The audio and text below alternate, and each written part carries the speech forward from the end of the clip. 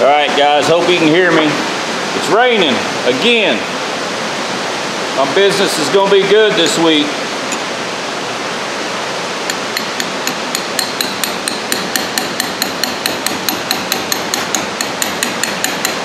Oh, that was easy. Well, check that out. That's a brass shim. Well, I've never seen that before.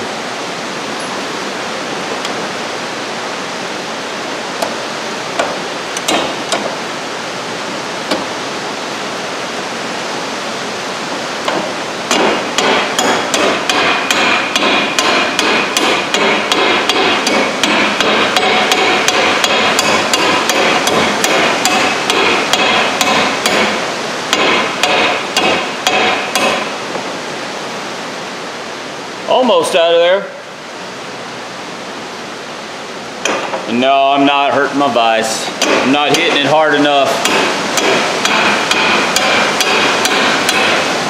Alright, I'm going to have to hit it a little harder. I'm going to take it to the junkie vise. My junkie vise. Oh, if you guys ever find one of these magnets, you got to get one. I just stick it on the side of my vise, and I can hold tools and stuff. This came out of a piece of x-ray equipment, but if you find any one of these, get them.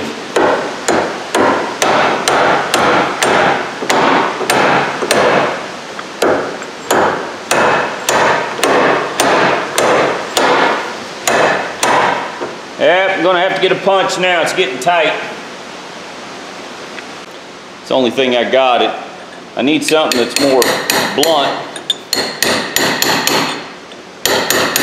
Ah, it's working.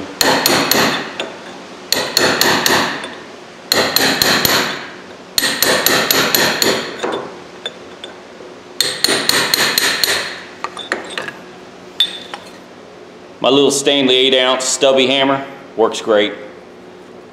I like it. I think this is the video the guy said, why didn't I buy a new handle? It works. All right, ladies and gentlemen, what I'm going to do next, look what, I'm going to try to shape this, sand it, and then looks like they cut it, they put a wood shim both directions. This, they cut a groove here and then cut a groove here. Doesn't look like there's a shim this way, but there was a shim going this way. I'm not sure what somebody was doing. I normally don't glue heads on, but this one, the way it is, yeah, I'm gonna glue the head. I'm gonna glue the shim in when I put this in, put it back together. First thing I'm gonna do is scrape it down with a razor blade. Get all the gook off of it, get it down to some good wood, and then sand it lightly with some 220, and then start shaping the end of it. Can't put any linseed oil on it, it's dirty as it is. There's really no need to try to clean the wood off. I can scrape all this off. It's just by wasting time with some cleaner and cleaning all this grime off. And this is heavily used. I wish you guys could smell it. It smells like a garage. Old dirty oil. So this was used heavily. Alright, let me finish that and we'll get back.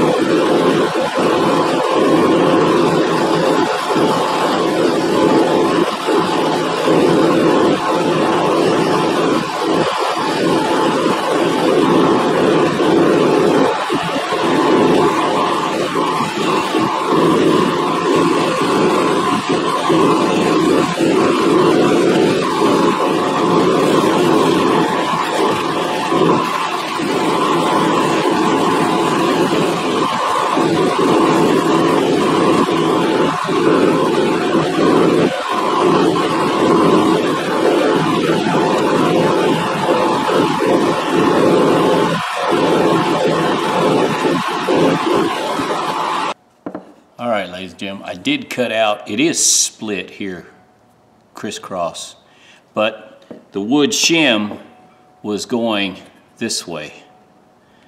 So, dry fit this thing and see how I want it to go up higher on this part. There's a splinter right there. I want the head to go on top of that splinter right there. I hope you guys can see it. I mean, it's not gonna hurt the handle any. Whoever used this used the hell out of it. I mean, they used the heck out of it. There's overstrikes everywhere, and I took almost everything out, but there's a splinter like right there. I want to set the head on that. So,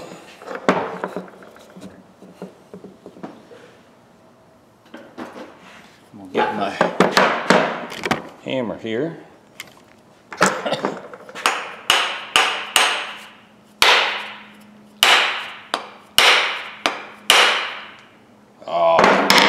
Look what it's doing. Splitting it. Okay. Well, that sucks.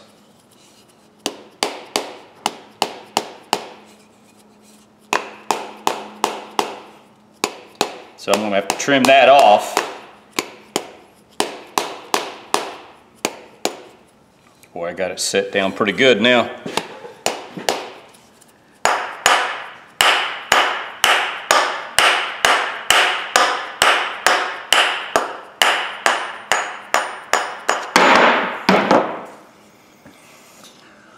All right, I'm just going to have to shave that down and do the best I can. That's all I can do. All right, see what it looks like. All right, it's going better, but I'm slowly, this side it's curling a little bit. Hang on, let me cut the curls off.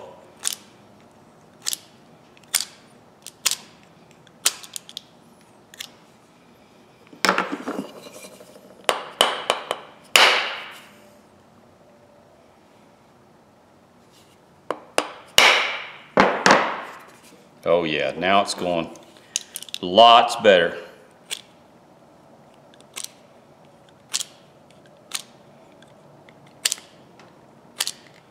Like I said, I'm just trying to salvage this handle. There's no need to buy a handle. And I will go back online and look to see what they sell locally. Oh yeah, she's going slowly but surely.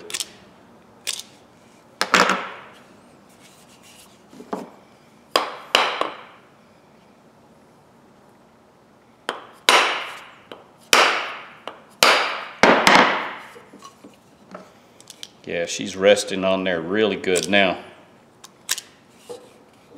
All I'm doing is cutting the little curls off.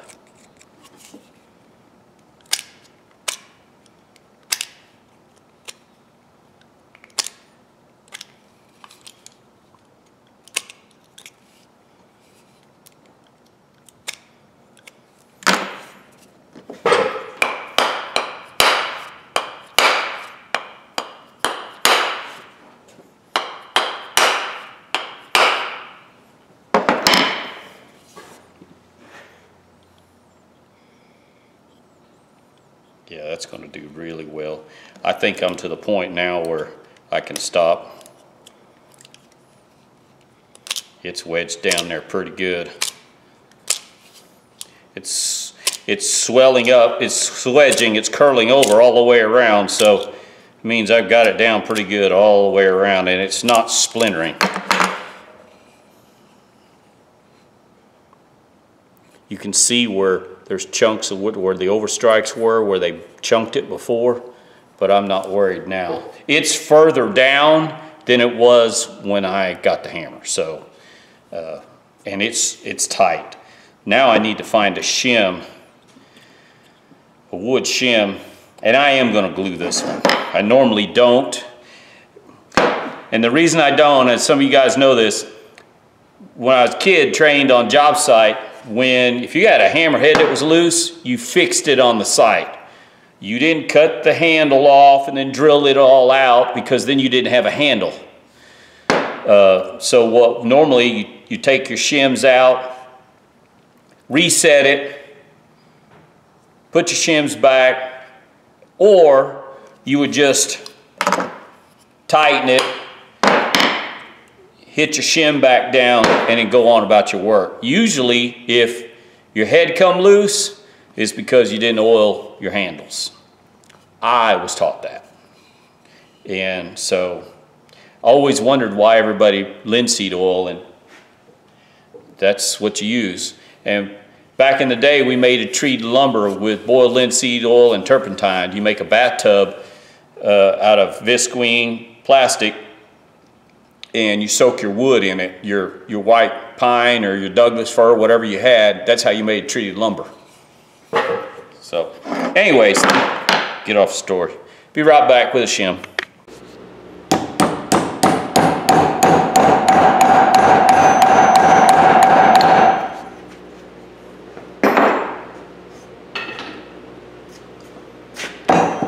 Started with a small hammer, working with my big one now. Boy, she's in there. She is in there. Good. Oh, sorry. So now I'll cut it off. Put the brass in there. All right, ladies and gentlemen. It goes against what I was taught. I didn't glue it in. I just can't do it. It's not what I was told. And I believe the old gentleman that told me what to do, so I'm doing what I was told. It's always worked for me. I'm gonna put that brass shim right across there real quick. I had a little hole right there where the shim was before, so I stuck a sliver of wood in there and filled that void, and didn't go very far, but still, I tried.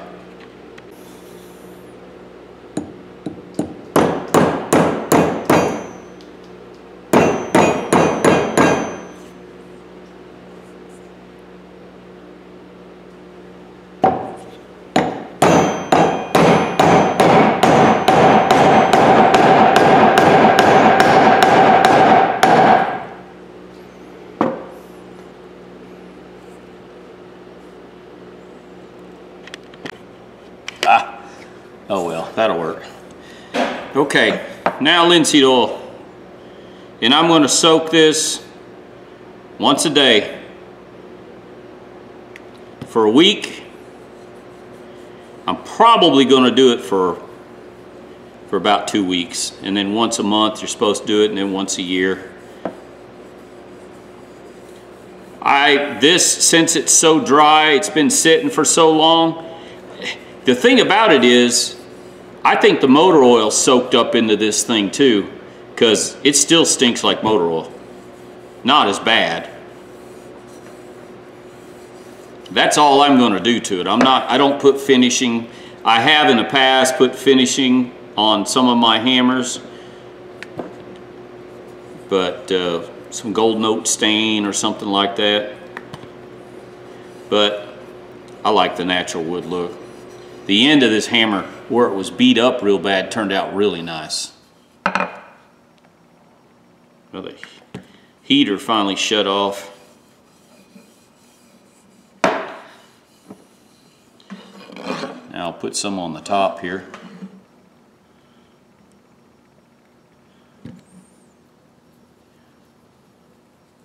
What I'm going to do there, I'm going to stand it straight up and put a couple drops on it and let it soak, and then see what it looks like.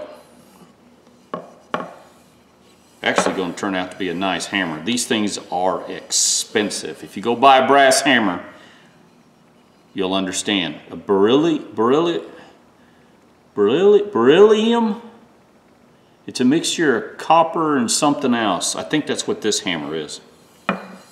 Anyways, we'll come back and look at it, see what it looks like. All right, ladies and gentlemen.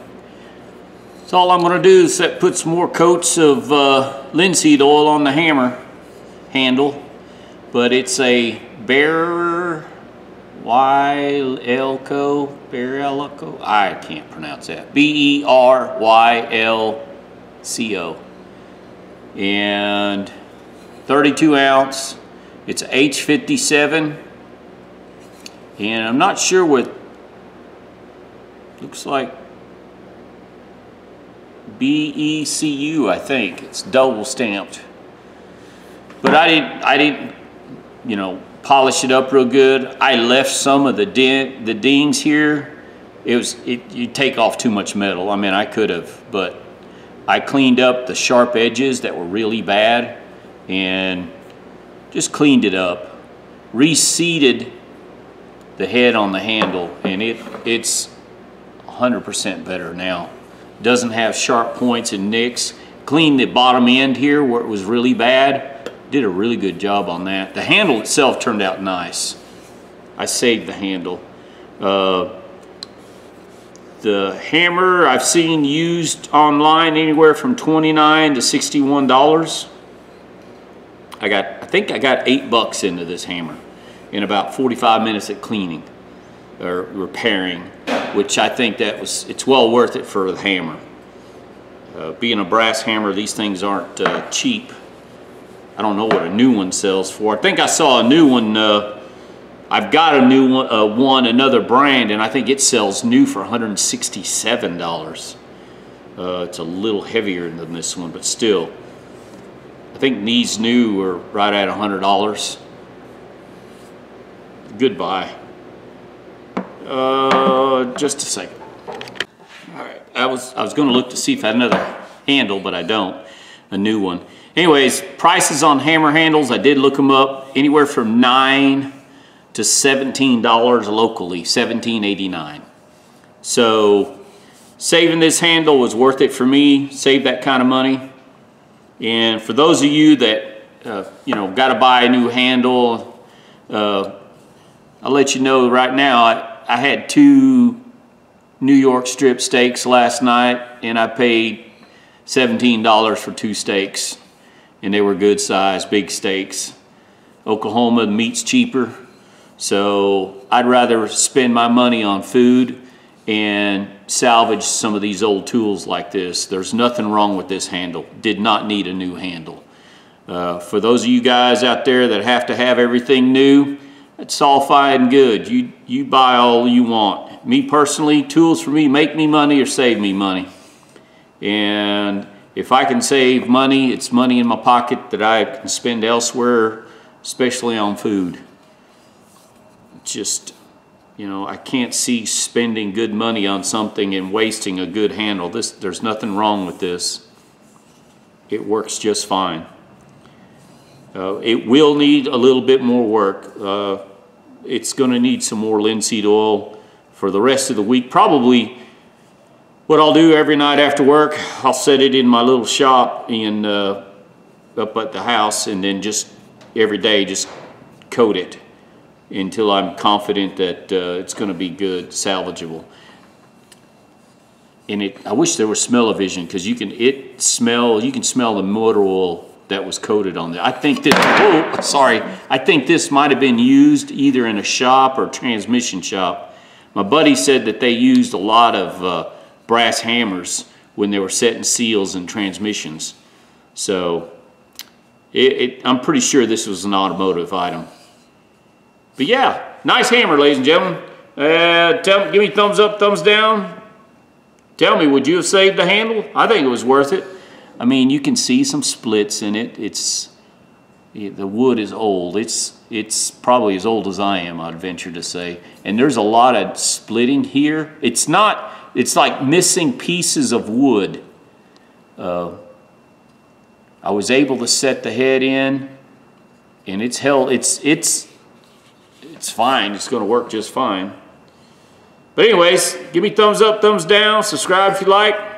I try to save these old junk tools and bring them back to a good usable condition. This is not a piece of art. It's still got some dents and dings, but is a very usable tool. Nothing wrong with it. All right, guys, y'all have a good day.